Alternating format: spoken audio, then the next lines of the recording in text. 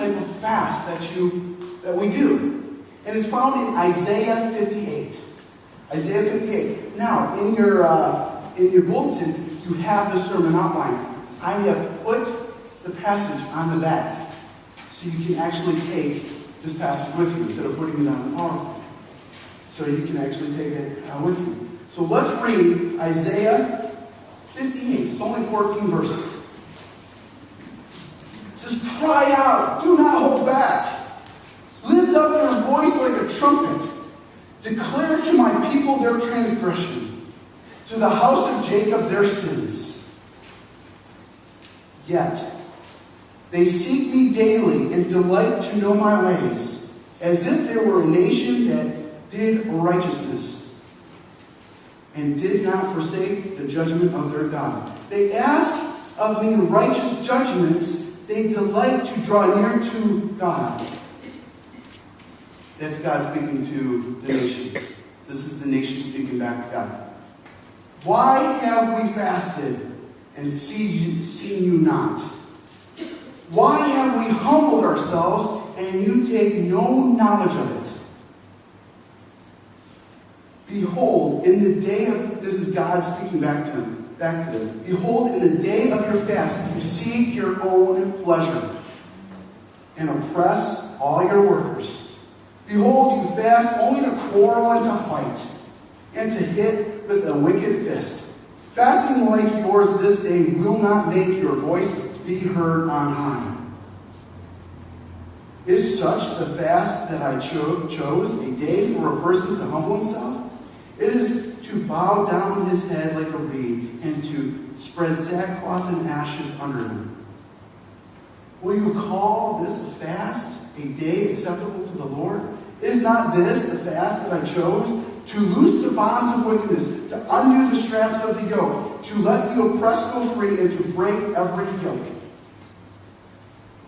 Is it not to share your bread with the hungry and bring the homeless poor into your house? When you see the naked, to cover them, and not to hide yourself from your own flesh? Then shall your light break forth like a dawn, and your healing shall spring up speedily.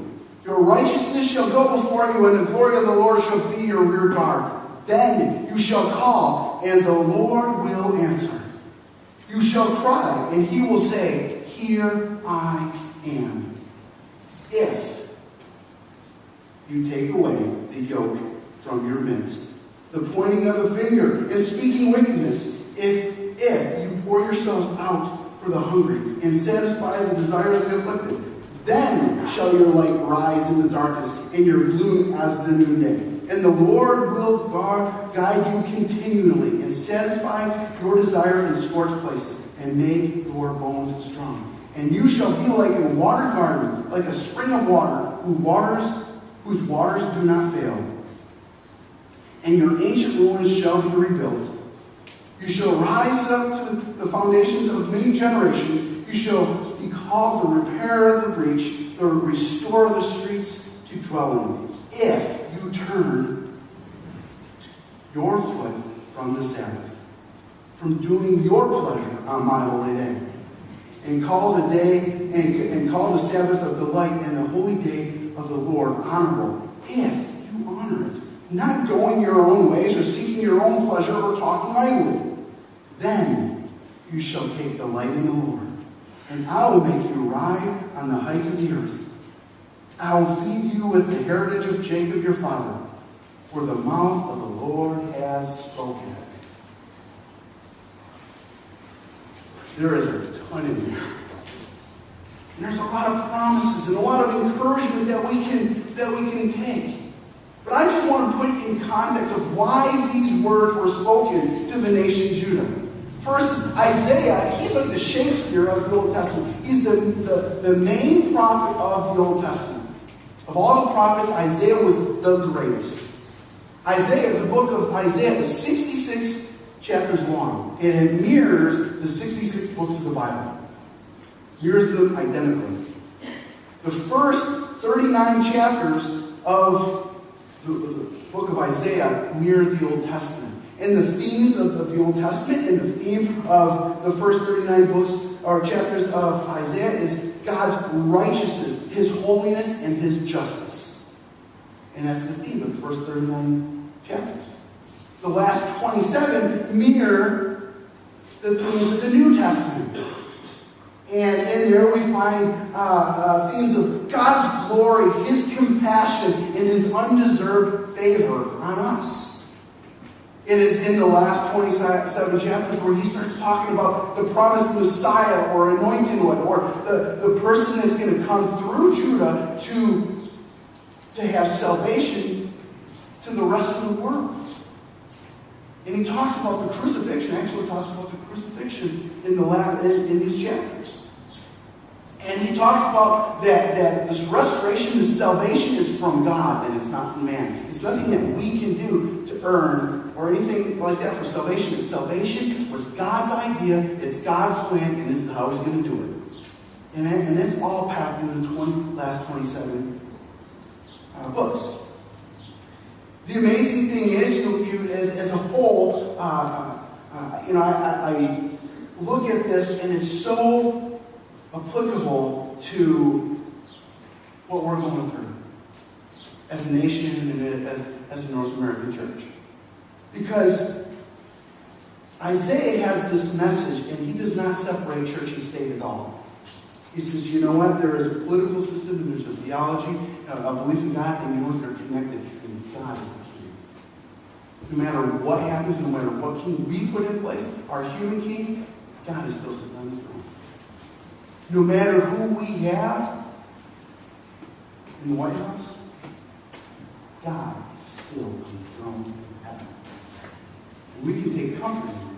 No matter what we do, God is on the throne. No matter how bad it is, God is on the throne. He's sovereign. He's in control. We're not. And that's pretty much what He's talking about.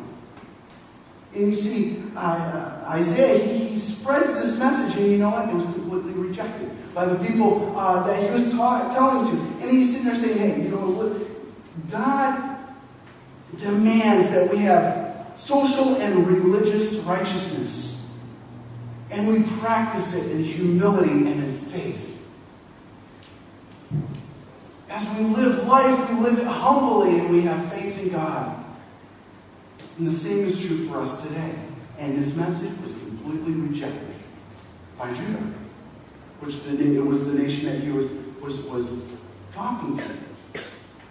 And Judah's just like us in the North American church. Kind of the same things are happening. What was going on in Judah was they completely lost this whole relationship with God. God is a relational God. He has been ever since Genesis 1:1, and it comes up to this point, and you know what? Isaiah talks about this relationship, and Judah is like, you know what? Okay, whatever. Now we're going to do all this stuff, and we're going to do it for our own desire, our own passion, for our own ends, and we're in control. Back with all that. And so that's the context of what's happening is that they were detesting evil. They didn't detest evil, or they didn't learn to do good or seek justice or correct oppression or defend the fatherless. They did nothing of that. They thought of only themselves. They were wise in their own eyes. They were proud and arrogant. God is our God. We know it. You don't. And it was arrogant. God's like saying, no, you don't get it. You don't get it. The whole morality and all the Judah was completely in decay. They did whatever they wanted to do. They completely took God's standards and say, you know what, we're going to